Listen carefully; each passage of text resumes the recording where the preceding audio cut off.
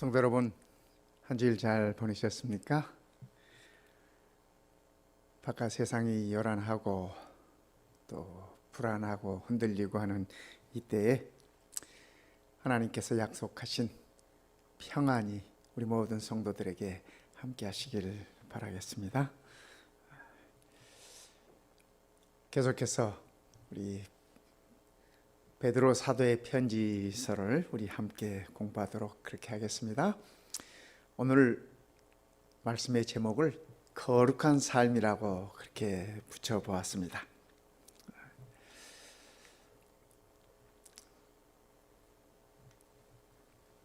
말씀은 이렇게 저희들에게 일러주고 계십니다.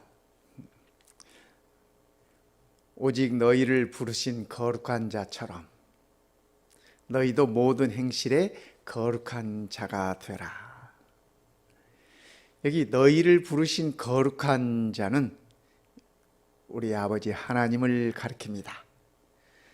하나님께서 거룩하기 때문에 우리도 모든 행실에 거룩한 자가 되어야 한다라고 그렇게 말씀해 주고 계십니다. 성도 여러분, 거룩한 자 그러면 왠지 부담이 되지 않습니까? 왠지 좀 자유롭지 않지 않습니까? 그런데 이 말씀 속에서 우리들에게 거룩한 자가 되라고 하는 이 말씀이 어떤 의미인지 오늘 우리가 말씀 속에서 함께 살펴보면서 공부하겠습니다. 요즘 금요 예배가 시작되기 전에 베드로전서 1장을 우리가 계속 듣고 있지 않습니까? 자주 반복해서 들으니까 좋죠. 저는 이 말씀을 준비할 때마다 베드로전서가 5장까지 있는 짧은 책입니다. 그런데 여러 번 반복해서 읽습니다.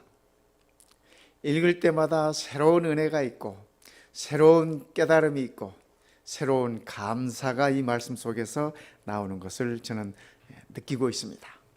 그래서 우리 성도님들도 이 말씀 속에서 제가 느끼는 감사와 제가 느끼는 찬양과 제가 느끼는 평안을 맛보게 되시기를 바랍니다.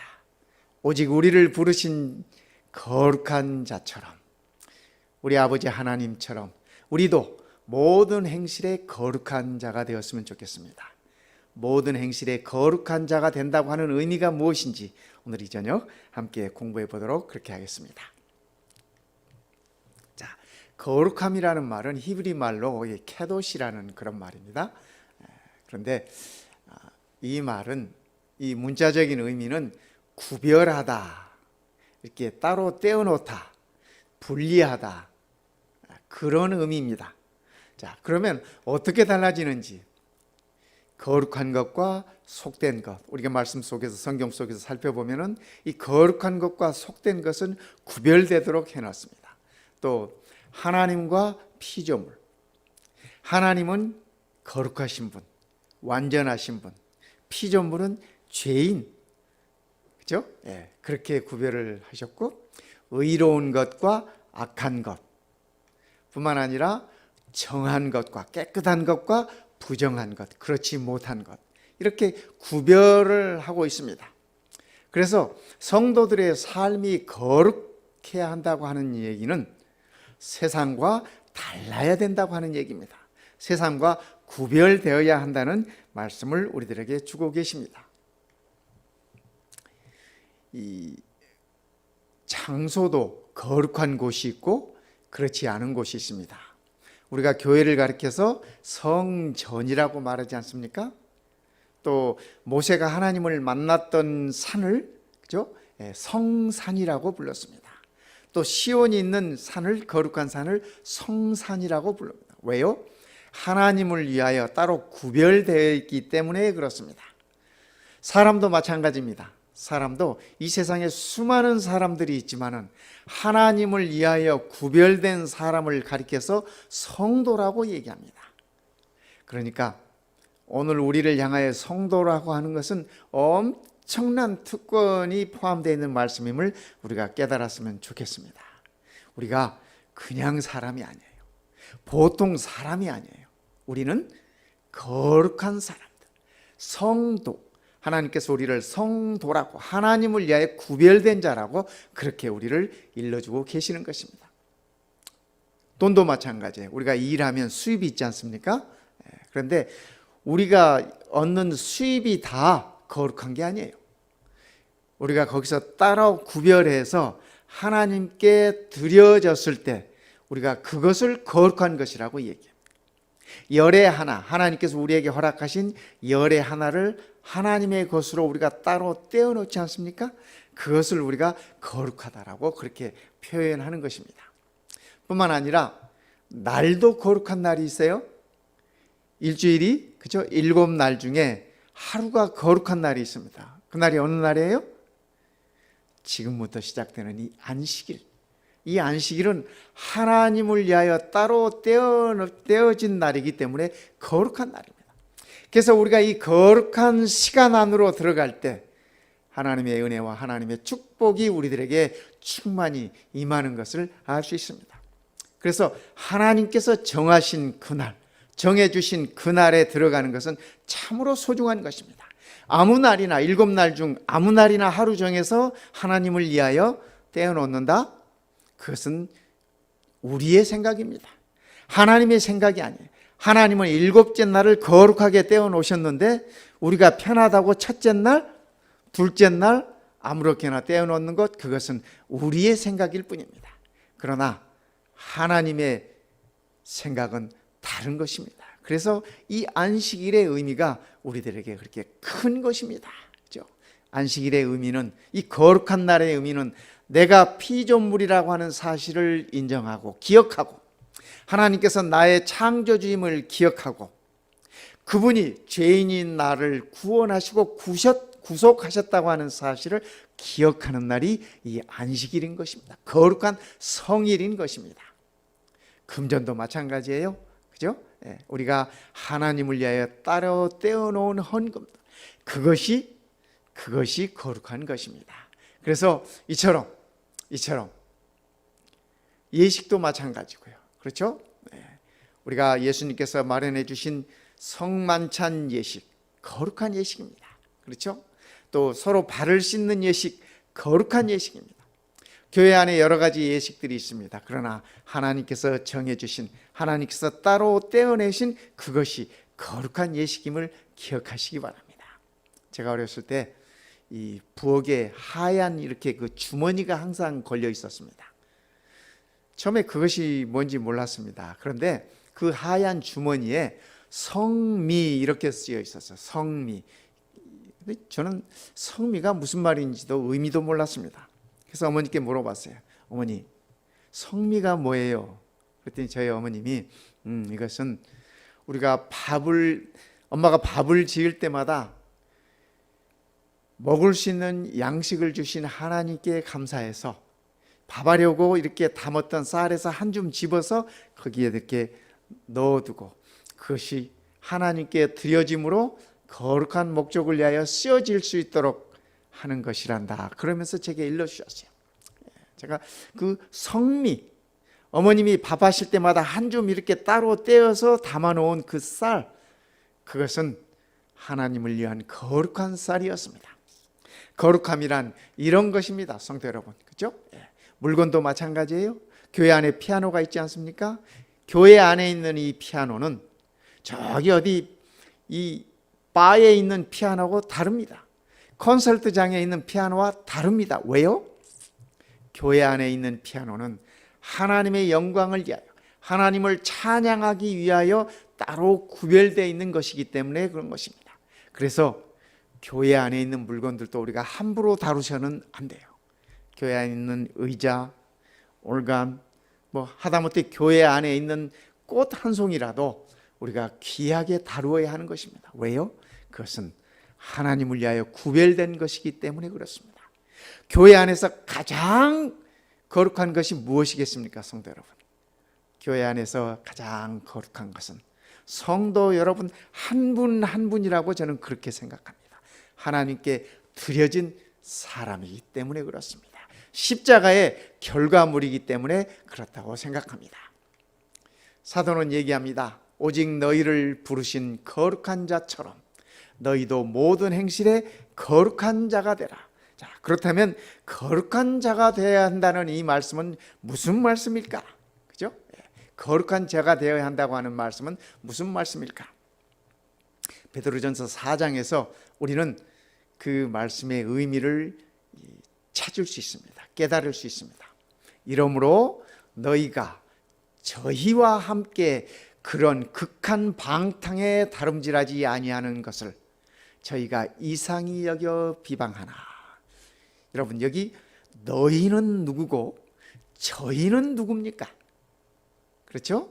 사도 베드로가 지금 너희라고 말하는 사람은 지금 이 편지서를 이렇게 받아보는 세계 각지에 흩어져 있는 디아스포라, 흩어져 있는 나그네들을 가리키는 말씀입니다. 우리를 향한 말씀입니다. 너희가 저희와 함께, 그죠?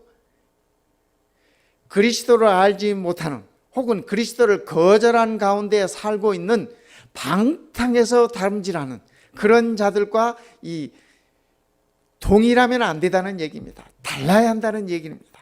달라야 한다는 얘기예요. 그래서 거룩함이란 서로 다른 것입니다. 거룩한 삶의 본질은 서로 다른 것입니다. 세상 사람들과 그리스도를 알지 못하는 자들과 그리스도를 아는 우리와 서로 다른 것이라고 그렇게 말씀하고 계십니다. 성도 여러분, 예수님의 가르침을 살펴보면 사복음서에서, 그죠? 예수님은 한마디로 그렇게 말씀하셨어요. 너희는 다르게 살아야 한다. 다르게 살아야 한다. 그죠? 예수님의 가르침 가운데 보면은 너희가 욕하지 말아라, 그런 말씀 있지 않습니까? 예. 그리스도인은, 하나님의 자녀들은 달라야 돼요. 성질 나면 욕하는 거, 그것은 세상 사람들의 평범한 모습입니다. 그죠? 예. 우리도 하나님의 자녀로서 세상 사람들과 똑같이 성질나면 그냥 욕해대면 다를 게 뭐가 있습니까? 그렇죠? 그가 그리스도인인지 세상 사람들이 구별하지 못해요. 예수님의 가르침이 너희가 악한 자를 선하게 대하라. 그렇죠? 악한 자를 악하게 대하는 것은 누구나 다 알 수 있어요. 누구나 다 알 수 있어요. 그러나 그리스도인은 악한 자를 선하게 대하라. 속옷을 달라 그러면은 겉옷까지 주어라. 예수님의 가르침이 그렇지 않습니까? 오리를 가자 하면 십리를 가라. 오리를 가는 것은 그건 의무입니다. 그러나 십리를 가는 것은, 오리를 더해서 가는 것은, 그것은 그리스도인의 거룩한 삶입니다. 다른 삶, 그것을 얘기하고 있는 것입니다. 원수를 사랑하라. 성도 여러분, 원수 사랑하는 게 쉽습니까? 그죠? 그거 쉬운 일 아니에요. 정말 어려운 일입니다. 그러나 그리스도인에게 있어서 원수를 사랑할 수 있게 되는 것은 내 안에 그리스도가 자리하고, 내가 어떤 일을 닥쳤을 때 그리스도를 묵상하고 그리스도를 생각할 때 성령 하나님께서 우리를 그렇게 움직여 주시는 것입니다. 그렇게 한 걸음 뗄 수 있도록 도와주시는 것입니다. 그래서 다른 것입니다. 구제할 때도 은밀히 하라고 예수님께서 그렇게 말씀하셨지 않습니까? 기도할 때도 중언부언하지 말고, 그죠? 조용히 기도하라고 그렇게 말씀하셨지 않습니까? 형제들을 비판하지 말라고 말씀하셨지 않습니까? 우리 예수님께서 그 모든 가르침들을 한마디로 얘기하면 뭐라고 표현할까요? 다르게 살아라, 그 말씀입니다. 이것이 거룩한 삶이에요. 세상과 다르게 사는 삶이 거룩한 삶입니다. 우리가 거룩하게 살아서 구원을 얻는 것도 아니고, 우리가 거룩하게 살아서 우리의 덕을 쌓아가는 것도 아니에요. 성경의 가르침은 너희가 구원을 받았으니 다르게 살아라, 거룩하게 살아라 하는 그 가르침인 것을 우리가 기억하면 좋겠습니다. 며칠 전에요, 제가 이 운전을 하고 가다가 갑자기 차에 이상을 느꼈습니다. 두둑 하더니 그 다음에 두둑 하고 차가 그래요. 그래서 제가 멈췄습니다. 이 타이어에 분명히 문제가 생겼구나. 봤더니 제 뒷타이어에 제 엄지손가락만한 그런 이 볼트, 못도 아니고 볼트가 거기에 박혔습니다. 그래가지고 이 타이어가 이렇게 플랫됐어요. 임시 그 타이어로 이렇게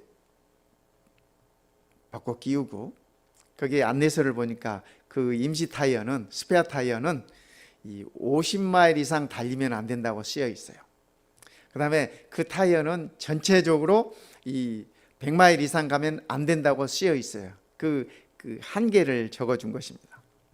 그래서 다음날 제가 이제 코스코에 가서 타이어를 바꿔 끼기 위해서 하이웨이를 달리면서 50마일 이상 달리면 안 되니까 안전하게 40마일에서 45마일 정도 이렇게 이제 달리고, 그다음에 저는 에멀전시 라이트를 켰습니다. 에멀전시 라이트를 켜고 내가 서행하고 천천히 가니까 피해 가거라, 뒤에 차들에게 사인을 주는 거죠. 그렇게 이제 달리고 있었습니다. 그런데요, 어떤 차는 제가 그 사인을 주고 있음에도 뒤에 바짝 붙어가지고 헤드라이트를 껐다 켰다 저보고 어쩌자는 거예요. 어쩌라는 거예요. 그죠? 그래서 제가 창문을 열고 손을 이렇게 내서 이 추월해서 가거라 이렇게 사인을 줬더니 그제서야 이렇게 피해 가더라고요. 그런데요, 코스코에 갔더니 스탁이 없대요. 그래서 어떡합니까? 그거 오더하면 된대요. 며칠 걸리느냐 했더니 오더하면 5일 후에 도착한대요. 목사가 차가 없으면 발이 없는 건데 5일 동안 뭐 안 되지 않습니까? 그래서 또 여기저기 전화했더니 한 군데 그 스탁이 있다고, 이 한국 타이어라는 곳에서 스탁이 있다고 얘기를 해 주시더라고요. 그래서 지금 갈 수 있느냐 했더니 오라 그러더라고요. 그래서 이제 다시 하이웨이를 탔습니다. 코스코에서 한국 타이어까지 가려면 또 85번을 타고 또 한참을 가야 됩니다. 다시 이제 하이웨이에 올라서서 에멀전시 라이트를 켜고 천천히 또 서행해서 가요. 그런데요, 잠시 후에 어떤 차가 제 뒤에 이렇게 오더니 자기도 에멀전시 라이트를 켜고 제 뒤에서 저를 프로텍트 해주면서 천천히 따라오는 것입니다. 참 고마웠습니다. 고마웠어요. 왜냐하면 제 뒤에 다른 차가 저랑 똑같이 그렇게 에멀전시 라이트를 켜주고 이렇게 가니까 저는 뒤에 신경 안 써도 되지 않습니까? 그래서 굉장히 마음이 편했어요. 아, 참 고마우신 분이구나. 그래서 제가 이렇게 이제 85번을 타다가 이게 17번으로 바꿔 타야 되는 데가 왔어요. 그래서 17번으로 이렇게 들어가는데 그분은 85번 놀수록 계속해서 가시는 분이에요. 그래서 제가 고마워서 이렇게 옆을 보면서 이렇게 그분에게 손을 흔들어 줬어요. 감사하다고. 그랬더니 그분도 저를 향해서 이렇게 손을 흔들어 주면서 엄지손가락을 이렇게 내밀면서, 아마 저는 그 사인을 조심해서 잘 가거라 그런 사인으로 읽었습니다. 제가 생각해 봤습니다. 아, 참 이런 사람도 있구나. 어떤 사람은 바짝 붙어가지고 빨리 가라고 뭐 비키라고 뭐 하는데 어쩌라고 이렇게 헤드라이트를 켰다 껐다 하는데, 어떤 사람은 차분하게 이렇게 자기가 에멀전시 라이트를 켜고 이렇게 팔로우 해주는 그런 모습이었습니다. 저는 그 모습 속에서 제 뒤에 에멀전시 라이트를 켜주게 했던 그분의 모습이 정말 우리 모든 그리스도인들의 모습이 되어야 하지 않을까, 그런 생각을 했습니다. 아마 저는 그분이 이 그리스도인일 것이라고 그렇게 저 나름대로 생각을 해봤습니다. 참 감사하지 않습니까? 이 코로나가 창궐하는 이때 어떤 성도님은 하루 종일 마스크를 만들어 가지고 성도님들 집집마다 이렇게 배달해 주시는 분도 계세요. 세상을 다르게 사는 분들입니다. 이러한 삶이 거룩한 삶. 어떤 분들은 어른들의 이렇게 시장을 받아주시는 분들이 있어요. 세상을 다르게 사는 분들입니다. 거룩한 삶이에요. 어떤 분들은 혹시 누가 식사를 못할까 봐 식사를 마련해서 집 앞에다 갖다 놓으시는 분들도 계시고, 그죠? 다 거룩한 삶이라고 저는 그렇게 생각하는 것입니다. 너희가 저희와 함께, 그죠? 너희는 저희와 다른 사람이라고, 거룩하게 살아야 되는 것이라고 얘기해 주고 있습니다. 오늘 본문의 말씀 가운데 우리가 저희와 다르게 거룩하게 살아야 하는 이유를 몇 가지 우리들에게 일러주고 계십니다. 첫 번째는 복음으로 구원을 받았기 때문에 다르게 살아야 된다, 이렇게 일러주고 계세요. 너희가 예수를 보지 못하였으나 사랑하는도다. 이제도 보지 못하나 믿고 말할 수 없는 영광스러운 즐거움으로 기뻐하니 믿음의 결국 곧 영혼의 구원을 받음이라. 우리가 거룩하게 살아야 하는 이유가 우리의 영혼이 구원받았기 때문에 그렇습니다. 우리가 구원받은 하나님의 자녀이기 때문에 우리 예수님처럼 다르게 살아야 된다고 베드로는 우리들에게 그렇게 일러주고 있습니다. 두 번째, 우리가 다르게 살아야 하는 이유가 있다면 주님이 다시 오실 것이기 때문이라고 베드로는 그렇게 얘기해 주고 있습니다. 성도 여러분, 베드로전서를요 1장부터 이렇게 늘 이렇게 한번 살펴보십시오.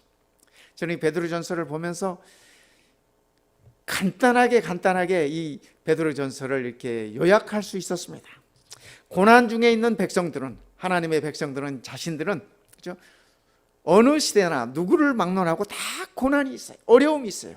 그러나 그 마음 속에 산 소망을 지니고 살아야 된다. 그래서 산 소망을 지닌 자들은 다르게 사는 자들이다. 베드로전서 이 후반에 가면은 간단하게 베드로는 결론으로 세 마디를 언급하고 있습니다. 너희가 깨어서 기도해라, 서로 뜨겁게 사랑해라, 서로 봉사해라. 이렇게 적고 있습니다. 다르게 사는 삶의 모습을 그렇게 정리해 주고 있습니다. 성도 여러분, 우리가 그리스도인으로서 어떻게 살아야 될지 고민하지 마시기 바랍니다. 복잡하게 생각하지 마시기 바랍니다. 말씀은 우리들에게 심플하게 일러주고 계세요. 그죠? 우리의 구원을 위해서 우리가 그렇게 살아가는 것이 아니라, 우리의 덕을 쌓기 위해서 그렇게 살아가는 것이 아니라, 이미 우리는 하나님의 구원을 받은 하나님의 자녀이기 때문에 예수님처럼 그렇게 살라는 말씀이에요. 우리들의 산 소망은 주님의 다시 오심에 있습니다. 베드로의 가슴에도 주님의 다시 오심이 그의 가슴 속에 가득 채워져 있었습니다. 비록 그가 순교하고 형장의 이슬로 사라질 수밖에 없는 그러한 운명 속에 있었지만은, 그죠? 십자가에 거꾸로 매달려 죽을 수밖에 없었지만은 그의 가슴 속에는 산 소망이 있었기에, 주의 다시 오심이 있었기에 그는 거룩한 자로 살 수 있었다고 얘기하고 있는 것입니다. 주님이 다시 오실 것이기에 이렇게 얘기해요. 그러므로 너희 마음의 허리를 동이라. 근신하여 예수 그리스도에 나타나실 때, 예수 그리스도에 나타나실 때, 그분의 재림하실 때를 얘기하시는 거죠. 너희에게 가져올 은혜를 온전히 바랄지어다. 베드로는 마음의 허리를 동이라고 말씀하네요. 우리 한국 사람들 씨름 잘 알지 않습니까? 이 씨름 하려면 이 삿바라는 허리에 매는 이 끈이 있어야 됩니다. 근데 이 삿바가 없으면 힘을 못 써요. 본인도 힘을 못 쓰고 상대도 힘을 주지를 못합니다. 그래서 이 씨름에 임하는 사람들은 이 삿바를 잘 매야 하는 것입니다. 그래서 이 우리 한국 사람들만이 느끼는 신나는 거 아닙니까? 참 힘이 보여요. 그렇죠? 근데 이 씨름하는 선수들뿐만 아니라 사도 베드로가 언급하고 있는, 그죠? 이 허리를 동이라고 하는 이 말씀은 특별히 군인들이 쓰는 말입니다. 전투에 참여하는 군인들은 이 허리에 벨트를 단단히 매야 합니다. 그래서 거기에 벨트에 이 대검도 차고 탄창도 차고 이렇게 해서 군인으로서 싸울 준비를 갖추는 것이 그들의 이 허리를 동이는 것입니다. 그래서 베드로 당시에 쓰였던 허리를 동이라고 하는 말은 그런 말씀입니다. 그런데 성경을 살펴보면은 구약에 이 허리를 동이라고 하는 말씀이 이렇게 나오는데, 이 6월절 때 출애굽기 12장에 보면은 너희는 그것을 이렇게 먹을지니, 6월절 저녁을 이렇게 먹을지니 허리에 띠를 띠고, 이 허리에 띠를 띠는 사람은 여행을 준비하는 자들입니다. 곧 떠나야 되는 사람입니다.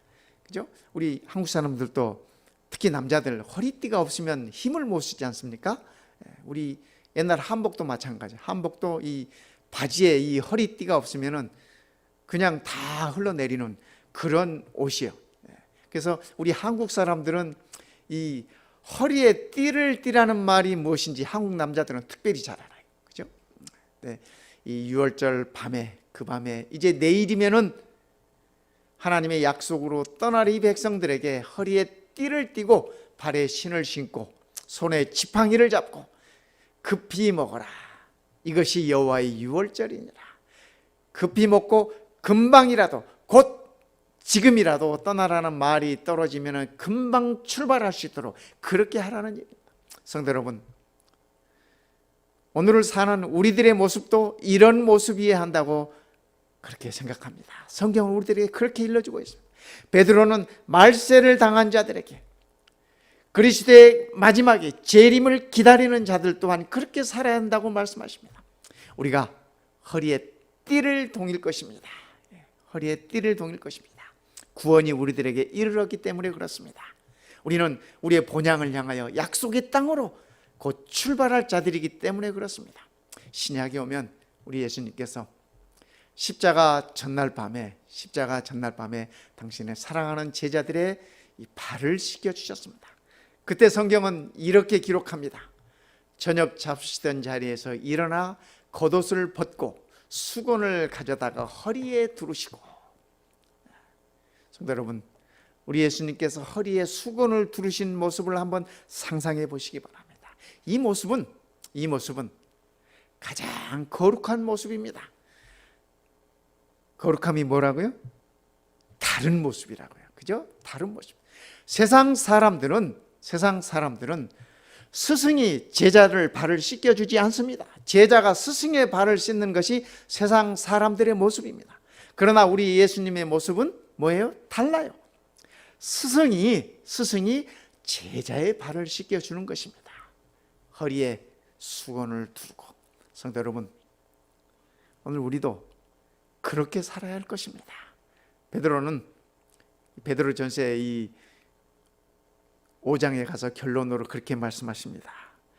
너희가 서로 사랑하라고 말씀하시면서 서로 봉사라고 말씀하십니다. 서로 봉사라는 이 말씀은 서로 섬기라는 말씀이에요. 누구처럼? 우리 예수님처럼 말입니다. 예수님께서 그분의 허리를 동이시고 사랑하는 제자들을 섬기셨습니다. 오늘 우리도 그렇게 사는 것이 거룩하게 사는 것이다. 그렇게 사는 것이 다르게 사는 것이라고 성경 우리들에게 그렇게 일러주고 계신 것입니다. 근신하라.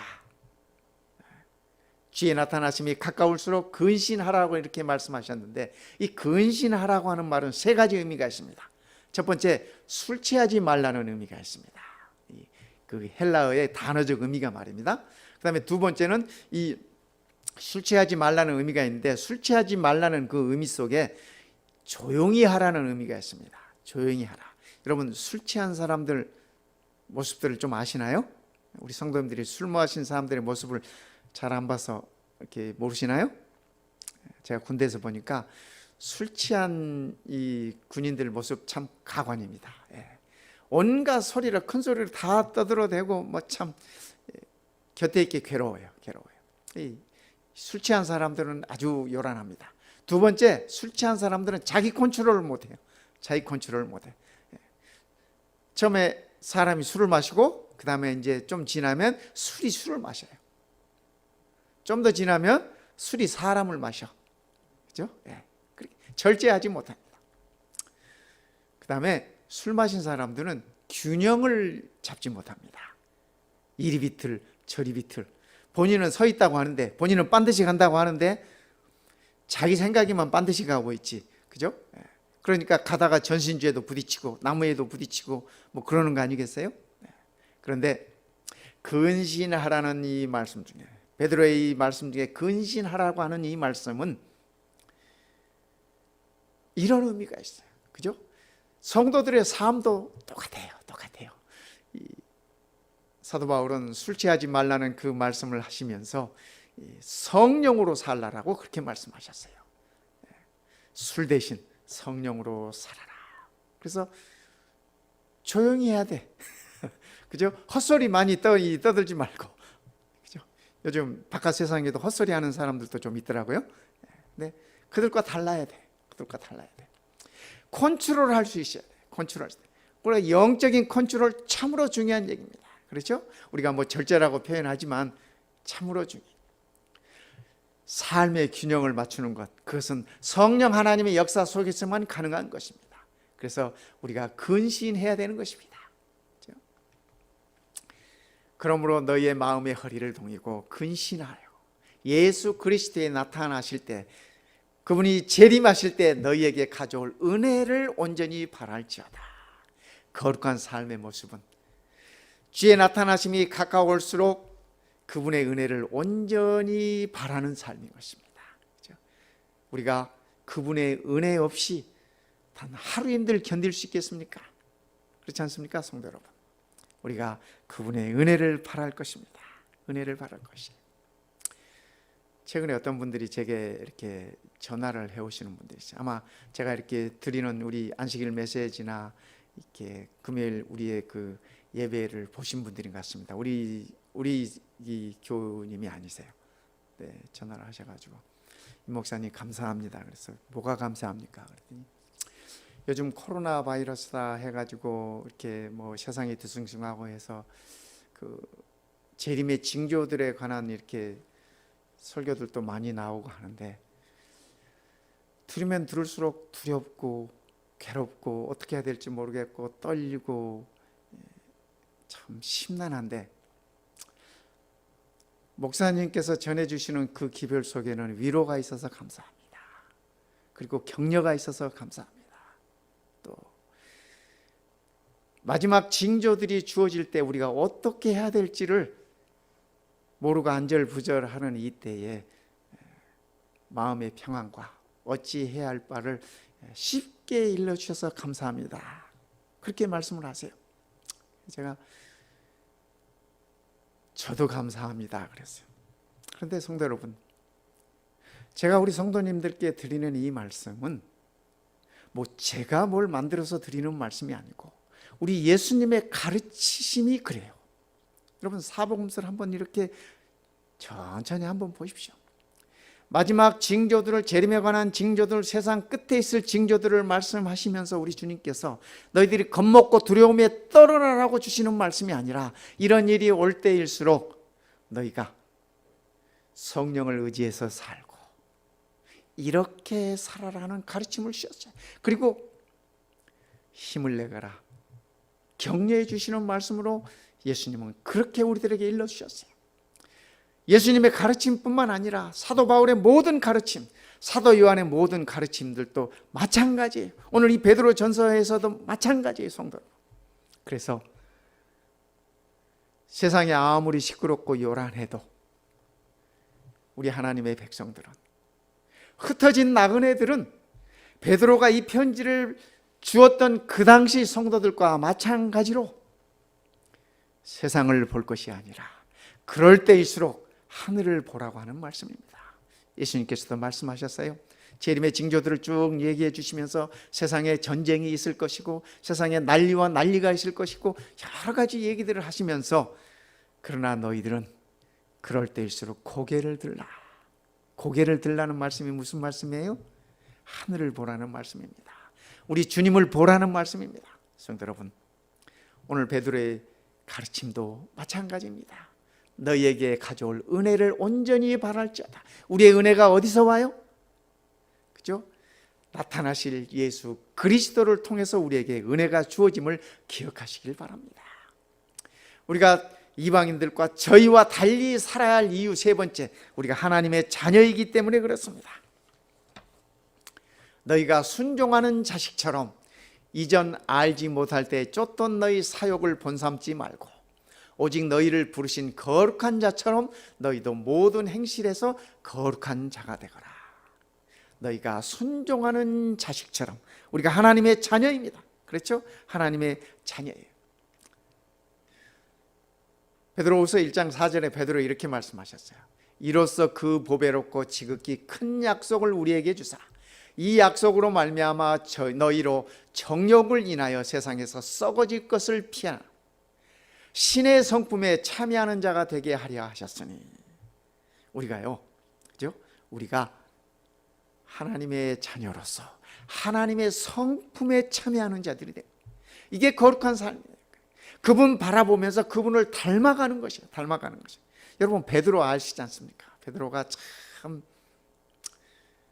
주님 계시는 동안 그가 안절부절 못하고 넘어지고 그죠? 언제까지 그렇죠? 그렇게 살았어요. 그렇어요. 그런데 베드로가 변했지 않습니까? 언제 변했어요? 예수님께서 십자가에 돌아가시고 그가 회개의 경험을 하고 예수님께서 부활하시고 예수님을 다시 만나고 성령 하나님의 도우심을 통하여 그가 다시 태어났습니다. 다시 태어났어요. 그리고 달라졌지 않습니까? 달라졌어요. 베드로 역시 하나님의 성품에 참여하는 자가 되어서, 그죠? 그가 다르게 사는 것입니다. 오늘 우리도 마찬가지 아니겠습니까? 우리말에 부전자전, 그죠? 그 아버지의 그 아들이라는 말이 있지 않습니까? 그 말이에요. 우리가 신의 성품에 참여하는 자가 된다고 하는 그 말은 아버지 하나님의 성품에 우리도 닮아가는 것입니다. 우리 주님 예수 그리스도의 모습으로 우리도 닮아가고 성장해 가는 것이라고 그렇게 얘기해 주고 있는 것입니다. 저희와 달리 살아야 되는, 그죠? 이유, 네 번째로 거룩하라는 그 말씀이 우리 하나님의 명령이기 때문에 그렇습니다. 기록하시되 내가 거룩하니 너희도 거룩할지어다. 내가 거룩하니, 내가 누구예요? 우리 하나님이십니다. 우리 아버지 하나님이 거룩하니 너희도 거룩할지어다. 이 말씀은 그분의 명령입니다. 하나님의 명령은 하나님의 약속입니다. 그래서 반드시 우리에게 하나님의 말씀대로 이루어질 것입니다. 우리는 이 말씀을 감사함으로 받을 수 있으면 좋겠습니다. 내가 어떻게 거룩하게 될까 고민하지 마시고 애쓰지 마시고, 우리의 거룩함은 우리가 애써서 의지로 되는 것이 아니에요. 그것은 우리의 거룩함은 그분의 은혜로 이루어지는 것입니다. 그분이 우리를 거룩함으로 옷 입혀 주시는 것이기 때문에 그렇습니다. 사도 베드로는 베드로전서 마지막에 그렇게 얘기하고 있습니다. 너희의 온전함을 부활하신 그리스도를 통하여 이루어지는 것이라고 그렇게 일러주고 계시는 것입니다. 하나님의 명령이에요. 구약을 살펴보면 레위기 11장에 이렇게 말씀하세요. 나는 여호와 너희 하나님이라. 내가 거룩하니 너희도 몸을 구별하여 거룩하게 하고. 이 몸을 구별하는 게 뭡니까, 성도 여러분? 그죠? 몸을 구별하는 게 뭐 이렇게 부정한 것 안 먹고 그런 것이 우리의 몸을 구별하는 것일까요? 그죠? 내가 내 안에 하나님을 모시고 산 제물이라, 사도 바울의 표현을 빌리면 산 제물로 구별되는 것이 거룩하게 되는 것입니다. 그죠? 너는 이스라엘 자손의 온 회중에게 구하여 이르라. 우리 모든 마운틴뷰 교회 성도님들께 저는 이 말씀을 드리는 것입니다. 너희는 거룩하라. 여기 너희는 단수가 아니라 복수예요. 성도들로서, 온 교우들로서 이스라엘이라고 하는 집단, 신앙 공동체로서 거룩하라는 말씀이에요. 나 여호와 너희 하나님이 거룩하니 너희도 거룩해야 한다. 너희는 스스로 깨끗하게 하여 거룩할지어다. 나는 너희 하나님 여호와니라. 성도 여러분, 우리가 스스로 어떻게 깨끗하게 거룩해질 수 있을까요? 그죠? 스스로 깨끗해진다고 하는 것은, 그죠? 우리가 하나님 앞에 무릎을 꿇는 일로 이루어지는 것입니다. 하나님의 성령께서 우리 마음에 이르러 오심으로 예수 그리스도의 보혈을 통하여 우리가 거룩하게 스스로 되는 것입니다. 그래서 이것은 우리 하나님의 명령입니다. 명령. 우리 예수님께서도 말씀으로 늘 승리하셨습니다. 그분이 시험 받으셨을 때 아시지 않습니까? 기록되었으되 돌을 떡으로 명하라고 하는 사단의 도전에 예수님께서는 하나님의 말씀으로 대응하셨습니다. 사람이 떡으로만 사는 것이 아니라 하나님의 입으로 나오는 모든 말씀으로 산다, 이렇게 말씀하셨습니다. 두 번째 시험에서도 예수님께서는 기록되었으되 주 너희 하나님을 시험하지 말라, 하나님의 말씀으로 승리하셨습니다. 세 번째 시험에도 마찬가지입니다. 사단아 물러가라, 기록되었으되 주 너희 하나님께 경배하고 다만 그를 섬기라 하였느니라. 성도 여러분, 우리의 승리의 비결은 하나님의 말씀에 있음을 기억하시기 바랍니다. 우리가 거룩하게 되는 것 또한 하나님의 말씀으로 거룩하게 된다고 하는 사실을 기억하시면 좋겠습니다. 예수님께서 말씀하십니다. 저희를 진리로 거룩하게 하옵소서. 하나님의 말씀은 진리입니다. 아버지의 말씀은 진리입니다.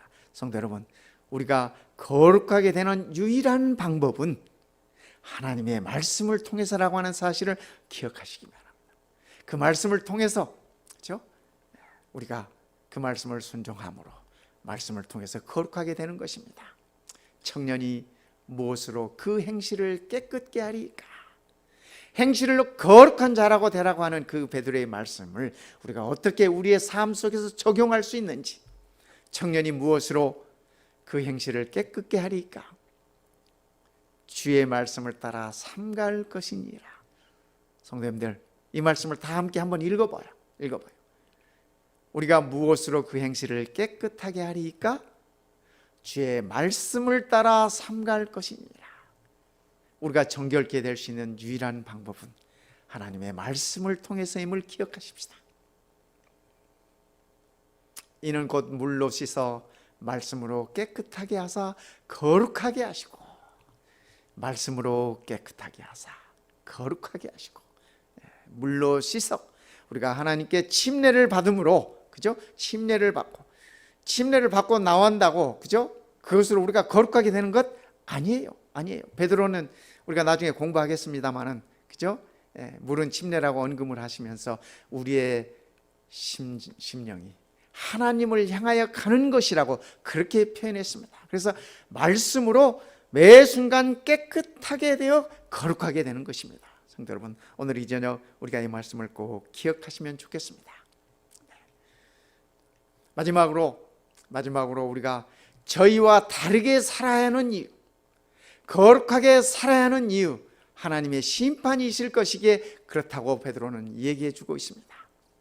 외모로 보시지 않고 각 사람의 행위대로 판단하시는 자를, 이 판단하시는 자라고 하는 것은 심판을 의미합니다.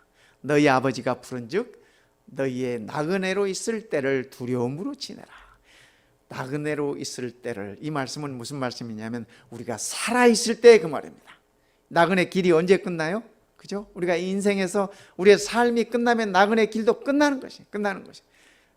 너희가 나그네로 있을 때 두려움으로 지내라.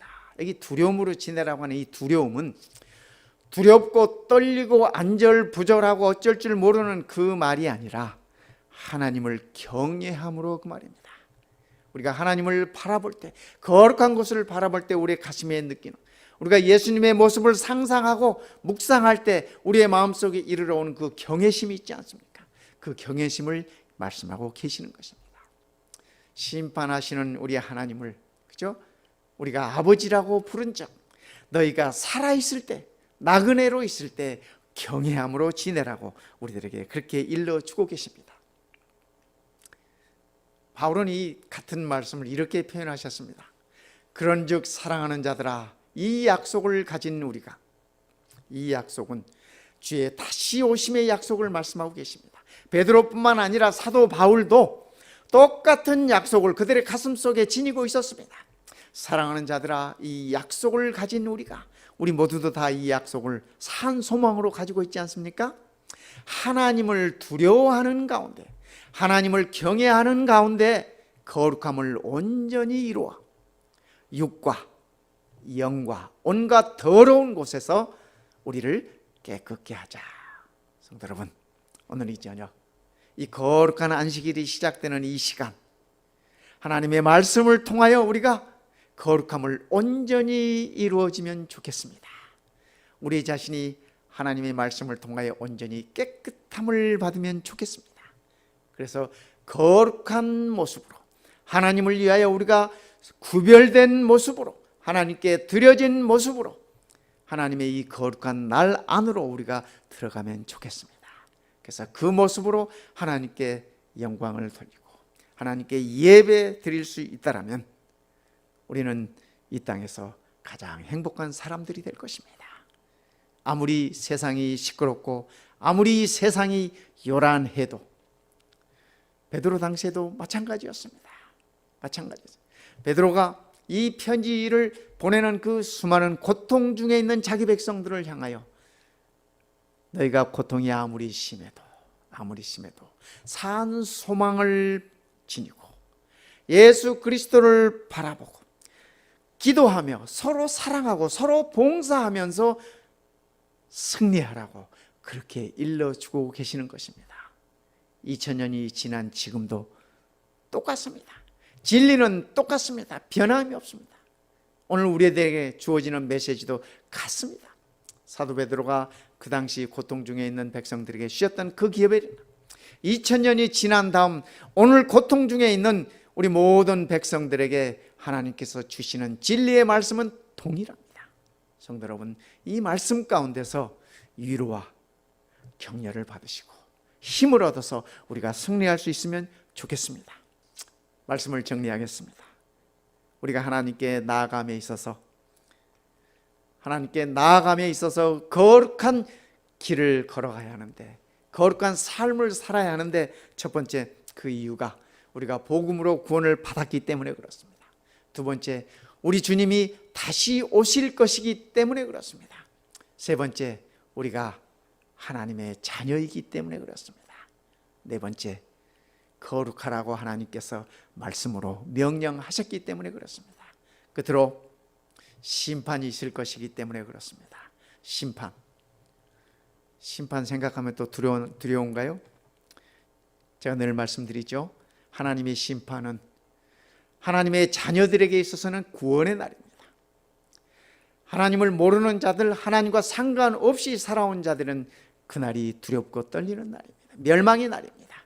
그러나 성도 여러분, 우리가 하나님의 은혜 아래에 있음을 기억하시기 바랍니다. 그리스도의 은혜를 사모하는 자들임을 기억하시기 바랍니다. 오늘 이 안식일이 우리가 하나님의 은혜를 사모하면서 우리 주님의 은혜를 구하면서 하늘의 평안을 맛보고 또 우리의 모든 고통과 고난들을 극복하고 승리할 수 있는 아름다운 안식일이 되시기를 이 시간에 간절히 바랍니다. 기도하겠습니다.